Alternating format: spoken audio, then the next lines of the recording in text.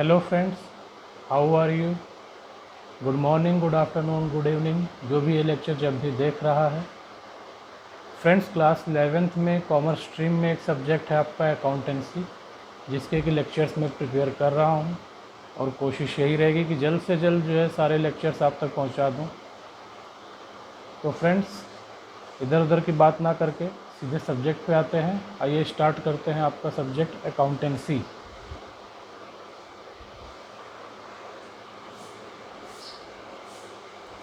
Friends, आइए जानते हैं अकाउंटेंसी क्या होती है। अकाउंटेंसी एक सिस्टमेटिक नॉलेज होती है, प्रिंसिपल्स हैं, टेक्निक्स हैं जो कि हम यूज़ करते हैं अकाउंटिंग के लिए। अब अकाउंटिंग क्या होती है? अकाउंटिंग ट्रांजैक्शंस एंड इवेंट्स को रिकॉर्ड करने का, क्लासिफाई करने का, समराइज़ करने का एक प्रोसेस होता है जो कि हम सिग्निफिकेंट मैनर में करते हैं, और लास्ट में जो भी रिजल्ट्स आते हैं उसको हम इंटरप्रेट करते हैं और मैनेजर्स को, ओनर्स को रिपोर्ट करते हैं। अब ट्रांजैक्शंस एंड इवेंट्स क्या होते हैं? ट्रांजैक्शंस एंड इवेंट्स आपके ऑर्गेनाइजेशन में जो भी एक्टिविटीज़ हो रही होती हैं उनको हम ट्रांजैक्शंस एंड इवेंट्स कहते हैं। दो तरीके के ट्रांजैक्शंस एंड इवेंट्स होते हैं, एक जो कि मॉनेटरी टर्म्स में होते हैं, आप कह सकते हैं इन टर्म्स ऑफ मनी, या फिर जो मॉनेटरी टर्म्स में नहीं होते हैं। तो हमें अकाउंटिंग के पर्पस से केवल वही ट्रांजैक्शंस और इवेंट्स देखने हैं जो कि इन टर्म्स ऑफ मनी हो।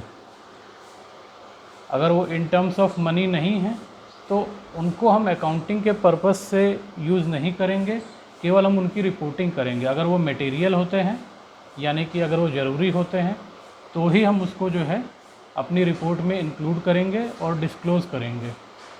अकाउंटिंग पर्पस से केवल हम in terms of money transactions, events को ही रिकॉर्ड करते हैं। तो फ्रेंड्स, अगला टर्म है हमारा ऑर्गेनाइजेशन। ऑर्गेनाइजेशन तीन तरीके की हो सकती हैं। आपकी बिज़नेस ऑर्गेनाइजेशंस हो सकती हैं जो कि प्रॉफिट मोटिव के लिए हम काम करते हैं, या फिर नॉन प्रॉफिट ऑर्गेनाइजेशंस हो सकती हैं जो social service, charitable activities provide करती हैं, या फिर गवर्नमेंट ऑर्गेनाइजेशंस हो सकती हैं जो पब्लिक के लिए काम करती हैं, अपनी गवर्नमेंट की एक्टिविटीज़ कैरी ऑन करती हैं। बिज़नेस में आप जो है दो तरीके के आपके बिज़नेस हो सकते हैं, एक तो आपके गुड्स से रिलेटेड या फिर आपके सर्विस से रिलेटेड। गुड्स से रिलेटेड में या तो आप मैन्युफैक्चर कर रहे हैं और उसको आगे जो है सोल्ड आउट कर रहे हैं, तो वो मैन्युफैक्चरर्स की कैटेगरी में आ जाते हैं, या फिर आप जो है मैन्युफैक्चर ना करके किसी अगले से परचेज़ कर रहे हैं और उसको सोल्ड आउट कर रहे हैं, तो उनको ट्रेडर्स कहा जाता है। तीसरी आपकी सर्विस प्रोवाइडर्स की कैटेगरी होती है। इसमें आप ट्रांसपोर्ट सर्विस प्रोवाइड कर रहे हैं, आपके प्रोफेशनल्स जो भी सर्विस प्रोवाइड कर रहे हैं, ये तीसरी कैटेगरी में आते हैं। यूज़र्स कौन कौन से हो सकते हैं? एक ऑर्गेनाइजेशन में जो भी अकाउंटिंग आप कर रहे हैं, जो भी उससे रिपोर्ट्स जनरेटेड हो रही हैं, उसको कौन यूज़ करेगा? इंटरनल यूज़र्स हो सकते हैं, एक्सटर्नल यूज़र्स हो सकते हैं। इंटरनल यूज़र्स आप ही बताइए, कोई भी ऑर्गेनाइजेशन है तो उसका ओनर हो गया, या फिर टॉप लेवल पे जो भी मैनेजर्स रखे गए हैं डिफरेंट लेवल के, सीईओ, सीएफओ, सुपरवाइज़र्स, ये यूज़ करते हैं अकाउंटिंग को, अकाउंटिंग की जो भी रिपोर्ट्स आपकी जनरेटेड हुई हैं। एक्सटर्नल यूज़र्स कौन कौन से हो सकते हैं? इन्वेस्टर्स। इन्वेस्टर्स कौन होते हैं? जिन्होंने कि आपके बिज़नेस में पैसे लगाए हुए हैं। अब उन्होंने आपके बिज़नेस में पैसे लगाए हुए हैं तो उनको मालूम होना चाहिए कि आपका बिज़नेस किस तरीके से रन कर रहा है। तो वो उनको कैसे पता चलेगा? वो आपकी फाइनेंशियल पोजीशन देखेंगे। फाइनेंशियल पोजीशन कैसे आएगी? फाइनेंशियल स्टेटमेंट से, जो कि हम अकाउंटिंग के द्वारा बनाएंगे। दूसरी एक्सटर्नल यूज़र्स में आते हैं टैक्स अथॉरिटीज़। गवर्नमेंट को जो भी टैक्स वगैरह लेने होते हैं उनको कैसे पता चलेगा कि उनको कितना टैक्स लेना है? तो अकाउंटिंग के बेसिस पर ही आपकी जो सेल्स जनरेटेड होती है या फिर आपकी इनकम जो जनरेट होती है उन पे जो है टैक्स वो लगाते हैं। तीसरा है रेगुलेटरी बॉडीज़। रेगुलेटरी बॉडीज़ जो कि जो है आपके बिज़नेस की एक्टिविटीज़ को कंट्रोल करती हैं कि आप कौन सा काम कर सकते हैं, कौन सा काम नहीं कर सकते हैं।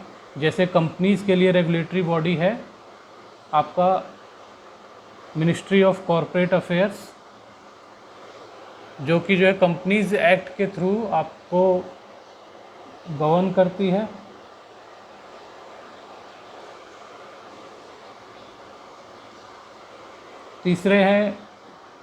चौथे हैं क्रेडिटर्स जिनको कि आपसे पैसे लेने हैं।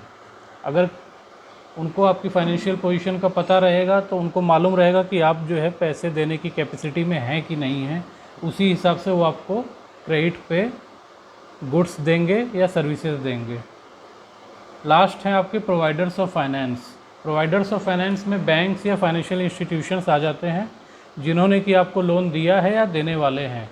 वो आपकी फाइनेंशियल पोजीशन देख करके ही आपको जो है लोन देंगे और आगे भी वो चेक करते रहते हैं कि आपकी फाइनेंशियल पोजीशन अभी भी लोन रिपे करने की कैपेसिटी है कि नहीं है।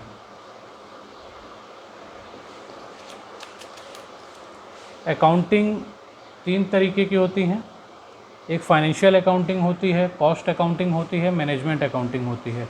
हम आज जो क्लास 11th में पढ़ने जाएंगे वो होगी फाइनेंशियल अकाउंटिंग। फाइनेंशियल अकाउंटिंग में हमने पहले ही बताया कि सिस्टमेटिक रिकॉर्ड्स होते हैं। इसमें फाइनेंशियल ट्रांजैक्शंस को रिकॉर्ड किया जाता है जिसके बेसिस पे हम किसी भी ऑर्गेनाइजेशन की फाइनेंशियल पोजीशन को डिटरमाइन करते हैं।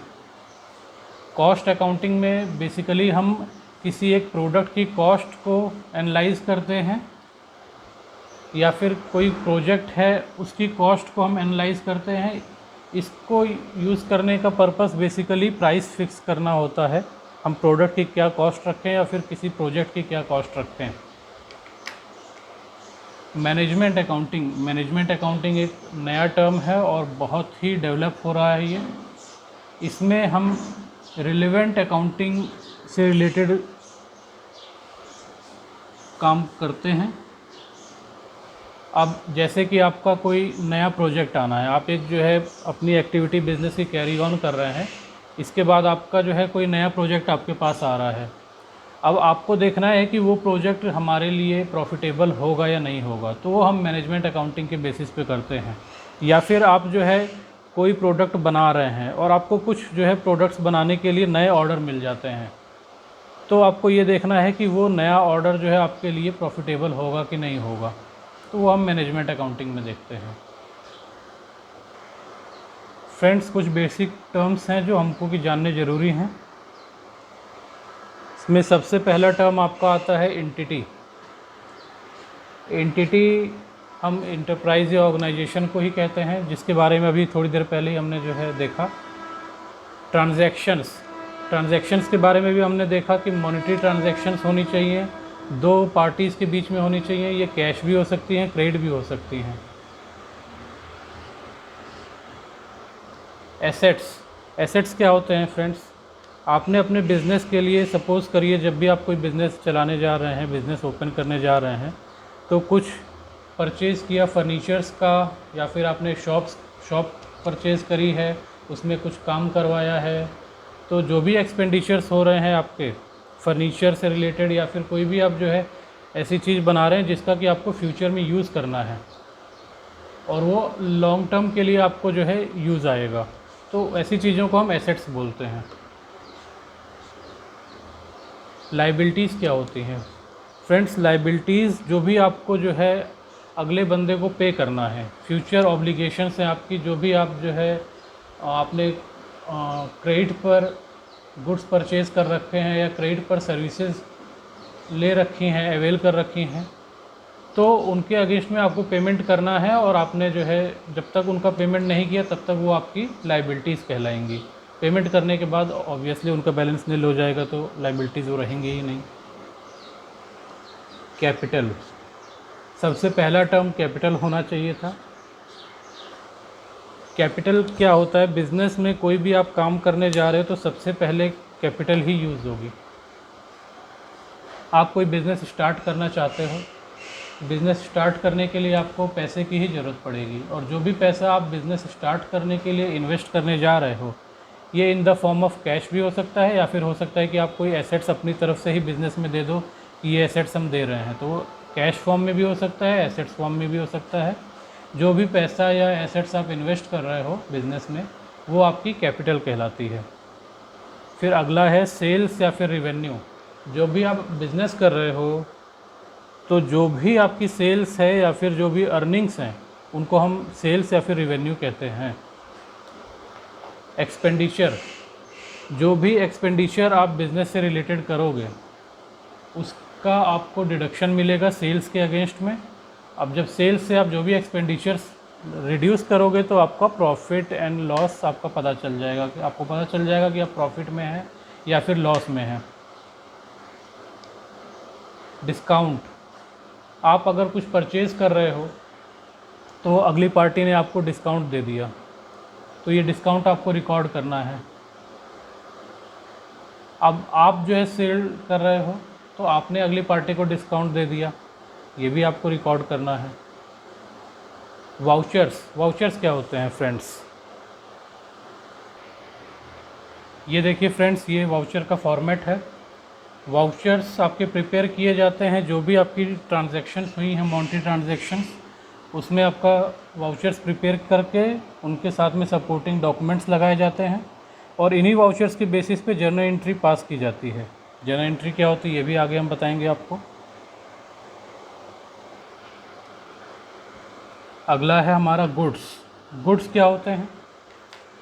गुड्स, जो भी आप प्रोडक्ट्स परचेज या सेल करते हैं उनको गुड्स कहा जाता है। गुड्स जितना भी आपके पास बचा हुआ है जो आपने सेल नहीं किया है उसको कि आप स्टॉक कहेंगे, वो आपकी इन्वेंट्री कहलाती है। ड्राइंग्स क्या होती हैं? दोस्तों आपने अभी कैपिटल देखा था, कैपिटल जो भी ओनर ने इन्वेस्ट कर रखा है बिज़नेस में कैपिटल होती है। अगर उसी कैपिटल में से कुछ पैसा वो विड्रॉ कर लेता है, कुछ पैसा निकाल लेता है अपने खर्चे के लिए, पर्सनल खर्चे के लिए या किसी और पर्पज़ से, अगर वो पैसे निकाल लेता है अदर देन बिज़नेस पर्पज़, तो उसको हम ड्राइंग्स कहते हैं। वो in the form of cash भी निकाल सकता है, in the form of goods भी निकाल सकता है, in the form of assets भी निकाल सकता है। परचेजेस, जो भी हम गुड्स वगैरह परचेज़ करते हैं इसको अंडर द हेड परचेजेस में हम रिकॉर्ड्स करते हैं। स्टॉक इन्वेंट्री हमने बता ही दिया, जो भी गुड्स आपके सोल्ड आउट नहीं हुए हैं आज की डेट में उनको हम इन्वेंट्री कहते हैं। डेटर्स, डेटर्स जिनको कि आपने सेल कर रखा है क्रेडिट पे, जिनसे आपको पैसे लेने हैं फ्यूचर में, ये आपके डेटर्स कहलाते हैं। क्रेडिटर्स, जिनसे आपने परचेज़ कर रखा है क्रेडिट में, ध्यान दीजिएगा, जिनसे आपने परचेज़ कर रखा है क्रेडिट में और आपकी फ्यूचर ऑब्लिगेशंस बन गए हैं, आप इनको पे करेंगे फ्यूचर में, ये आपके क्रेडिटर्स हैं। दोस्तों अगला है जीएसटी। जुलाई 2017 में इनडायरेक्ट टैक्सेस जो भी थे उनको ख़त्म करके एक नया एक्ट इन्हेंस किया गया था, गुड्स एंड सर्विसेज टैक्स। इसके बारे में भी आपको पढ़ना है आगे। जो भी आप टैक्सेबल जीएसटी के दायरे में आपकी ट्रांजैक्शंस आ रही हैं उनकी जर्नल एंट्रीज़ भी जीएसटी के बेसिस पर क्या होंगी वही आपको देखना है। आपके सिलेबस में जीएसटी है। कुछ अकाउंटिंग कॉन्सेप्ट्स हमको देखने ज़रूरी हैं, अकाउंटिंग करते वक्त ये हमको बहुत काम आएंगे। जैसे कि बिज़नेस एंटिटी, बिज़नेस एंटिटी को हमको जो है एंटिटी को इस तरीके से देखना है कि जो भी ओनर्स हैं आपके, उनसे आपकी एंटिटी पूरी तरीके से सेपरेट है। ओनर्स अगर बिज़नेस में पैसे लगा रहे हैं तो वो एज ए कैपिटल दिखाई देगी। अगर ओनर्स कुछ भी विड्रॉ कर रहे हैं अपने पर्सनल यूज़ के लिए तो वो बिज़नेस एक्सपेंडिचर ना होकर के उनका पर्सनल एक्सपेंडिचर होगा, वो ड्राइंग्स में जाएगा। इस तरीके से ओनर्स को और बिज़नेस को सेपरेट मान करके ही आपको सारी ट्रांजैक्शंस करनी है। मनी मेजरमेंट कॉन्सेप्ट है कि जो भी आपकी मॉनेटरी ट्रांजैक्शंस होंगी वो ही हमको जो है अकाउंटिंग के लिए रिकॉर्ड करना है। गोइंग कंसर्न हम ये मान के चलते हैं कि हमारा बिज़नेस कभी भी एंड नहीं होने वाला है, इनडेफिनिट पीरियड के लिए हमारा बिज़नेस रहेगा। इसी बेसिस पे हम अकाउंटिंग अपनी करते हैं। अकाउंटिंग पीरियड, अकाउंटिंग पीरियड एक स्पैन ऑफ टाइम जिसको कि हम डिवाइड कर लेते हैं ताकि हम जो है उस पीरियड की अपनी फाइनेंशियल पोजीशंस को डिटरमाइन कर पाएँ। नॉर्मली फाइनेंशियल ईयर हमारा अकाउंटिंग पीरियड रहता है। कॉस्ट कॉन्सेप्ट, कॉस्ट कॉन्सेप्ट ये कहता है कि जो भी एसेट्स हैं, जो भी आप एसेट्स परचेज़ कर रहे हो उसको आप एट कॉस्ट रिकॉर्ड करो। कभी भी इन्फ्लेटेड वैल्यू पर एसेट्स नहीं रिकॉर्ड करनी है। उस कॉस्ट में जो भी आपको एसेट्स यूज़ करने तक का खर्चा है, सपोज़ करिए कि आप जो है ट्रांसपोर्ट करके एसेट्स लाए हैं, तो जो ट्रांसपोर्टेशन उस एसेट्स को अपने प्लेस तक लाने में आपने दिया है वो भी उस कॉस्ट में इंक्लूड होगा, तो एसेट्स की वैल्यू उतने से आपकी बढ़ जाएगी।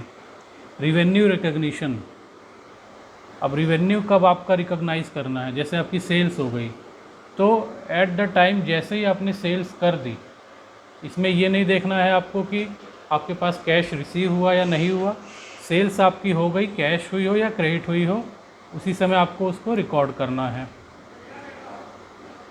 Interest, dividend and royalty, interest, dividend and royalty के केस में हमको मालूम नहीं रहता है कि कितना हमको डिविडेंड मिलेगा, कितनी, इन केसेस में जो भी हमको रिकॉर्डिंग करनी है वो रिसीट बेसिस पे करनी है। जब भी हमको इंटरेस्ट, डिविडेंड, रॉयल्टी रिसीव हुआ है उसी समय हमको इनको रिकॉर्ड करना है बुक्स ऑफ अकाउंट्स में।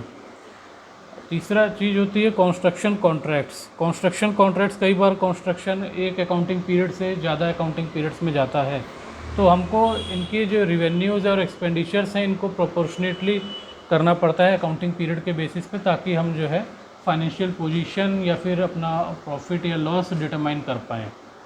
ड्यूअल एस्पेक्ट, सारी ट्रांजैक्शंस में जो है दो पार्टीज़ इफ़ेक्ट होती हैं और जो है इसीलिए हम जो है दो जगह पर हर ट्रांजैक्शन को रिकॉर्ड करते हैं।